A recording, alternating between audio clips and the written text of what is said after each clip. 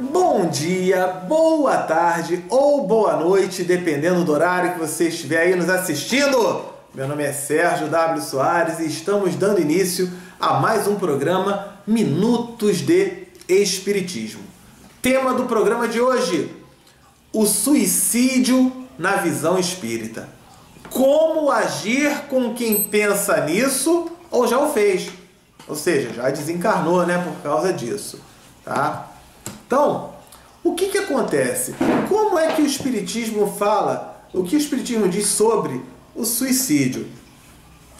Tem o Dicionário de Filosofia Espírita que ele diz assim: suicídio, ação criminosa que um indivíduo pratica contra ele mesmo, destruindo-se, matando-se. O espírito, geralmente por motivos de orgulho ferido, decide destruir o corpo que ocupa para livrar-se da vida e fugir às responsabilidades ou sofrimentos.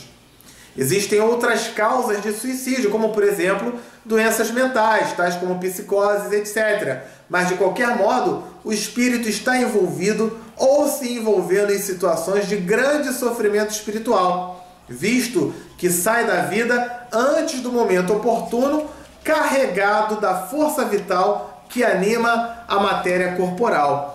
Isso faz com que ele permaneça por tempo indeterminado com as impressões da matéria, sofrendo o que vinha sofrendo, mais os efeitos do ato suicida, além do sofrimento moral acarretado. Do ponto de vista espiritual, trata-se de um crime hediondo. Muito bem, vamos falar um pouquinho sobre isso.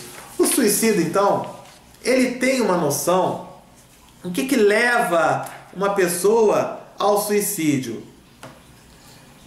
Um sentimento, é sentimento presente. Ambivalência. Às vezes ela tem que tomar uma decisão. Largo o emprego ou eu vou morar num outro lugar? Ah, vou morar num outro lugar ou largo o emprego? E aí ela está nessa ambivalência e aí ela acaba cometendo suicídio. A dificuldade para tomar uma decisão. Às vezes uma decisão importante, né? Então, muito importante a ponto de ele fazer isso. Outra situação, busca de atenção. Ele passa por aquela dificuldade, ele fica, ai meu Deus do céu, não sabe o que fazer, e aí tenta chamar a atenção de alguma forma, não consegue, se vê frustrado com isso, ele se suicida. Outro, desejo de vingança, mas ele se vinga ferindo a ele próprio. O desejo da vingança dele é tão grande, tão grande, tão grande, que ele às vezes faz isso.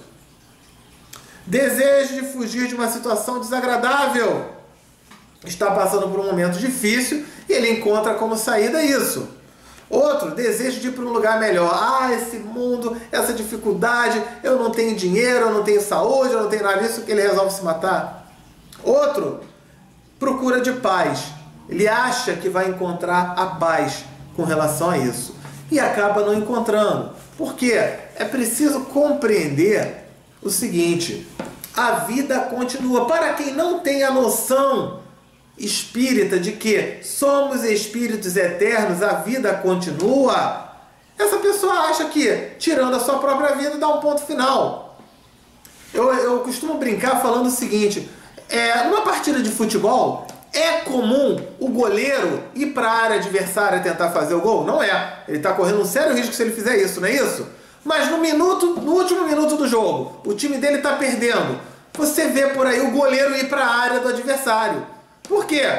Porque está aos 44 do segundo tempo, ele vai porque ele não tem nada a perder. Se ele for lá e fizer o gol, ótimo. Se não fizer o gol e sofrer um segundo gol ou terceiro, tanto fez como tanto faz. O jogo vai acabar mesmo. O jogo acaba ali daqui a um minuto. Então o suicida faz isso. Ele entende que o jogo acaba naquela hora. A gente dá um outro exemplo. Imagine agora o seguinte: uma pessoa mora numa casa, a casa está cheia de infiltração, cheia de vazamento, a fiação elétrica está com um problema, está estourada. Aí essa pessoa resolve tacar fogo na casa. Alguém faz isso em sã consciência? Não faz. Por quê?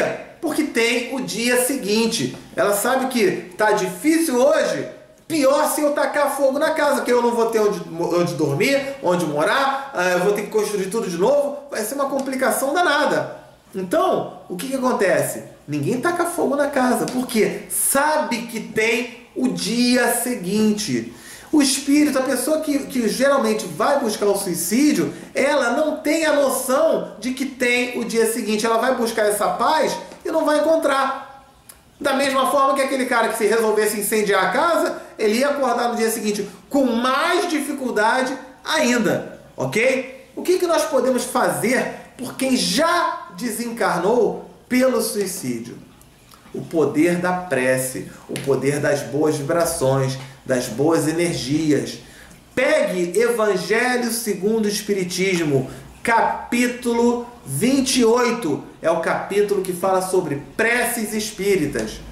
No item 71 e 72, prece para quem se suicidou. Então, não precisa você ler integralmente aquele texto. Você pode falar com as suas palavras. Pega ali só a ideia daquela prece e faça diariamente. Se foi seu filho, seu sobrinho, sua mãe, seu pai, seu irmão, um parente, um grande amigo, uma grande amiga, faça aquela prece. André Luiz, no filme Nosso Lar, ele mostra como os espíritos recebem, como se aliviam com o amor emitido pela prece, a força desse amor. Então, é sensacional. Essa é a grande orientação que a gente dá para aquela pessoa que já se suicidou. E para quem pensa em se suicidar, para quem passa em dificuldades, essa pessoa precisa ser compreendida. É isso que precisa acontecer. Olha só, ser compreendida, você compreender alguém não significa concordar de forma alguma. Mas naquele momento não é o momento de eu discutir o que é certo ou errado. É o momento de eu compreender. Você está desanimado, você está chateado, você vê isso como o fim do mundo, né? Como algo triste. Eu entendi, realmente é difícil. Depois você vai conversar, vai orientar, mas o tempo que for, a pessoa ela busca ser compreendida. Então, a gente tem, né, aqui, por exemplo, o que a pessoa não gostaria? Você vai dizer o que é certo, o que é errado? Não, a pessoa não precisa disso, ela precisa ser ouvida. É isso que ela está precisando, ok? Eu vou falar um sermão aqui para aquela pessoa, eu vou dar uma lição de moral para aquela pessoa. Não é isso que ela precisa de um carinho, ela precisa de um auxílio. Eu vou ficar perguntando para ela, vou aproveitar e pegar um monte de informação. Não é isso que essa pessoa precisa, de forma alguma. Essa pessoa me falou, né? E falou, depois eu vou usar isso contra ela. Quando chegar lá na frente, aí eu vou falar, na hora do sufoco você vem falar comigo, né? Olha só, não é isso que a pessoa precisa. A pessoa precisa o quê? Alguém que tenha tempo para ouvi-la. Que você fale numa voz calma com aquela pessoa para tranquilizar. Às vezes a pessoa fala, acho que eu estou ficando doido. Não, você não está ficando doido, isso aí faz parte. Né? Passar essa serenidade, estar presente, mostrar que é importante aquela pessoa, aí ele vai falar, caramba, você me entende. É isso o que tem que acontecer. Bom, a gente tem uma palestra, fizemos uma palestra na Casa Espírita JET, Grupo Espírita Trabalhadores Humildes, em Duque de Caxias, 1 hora de palestra. Estamos colocando aí o link. No próprio site do Minutos de Espiritismo tem essa palestra completa, 1 hora ali, que foi de exposição, onde a gente pôde abordar com muito mais calma, muito mais tranquilidade. Vale a pena conferir, porque você aí pode, nas suas atitudes, vir a prevenir um ato suicida de alguém. Isso é muito importante. Então a gente praticar, fazer o bem, tá certo? Sendo assim, estamos finalizando o programa de hoje. Assiste lá, tá? Qualquer coisa, manda um e-mail pra gente, tá bom? E fiquem com Deus e até o nosso próximo encontro. Tchau, tchau!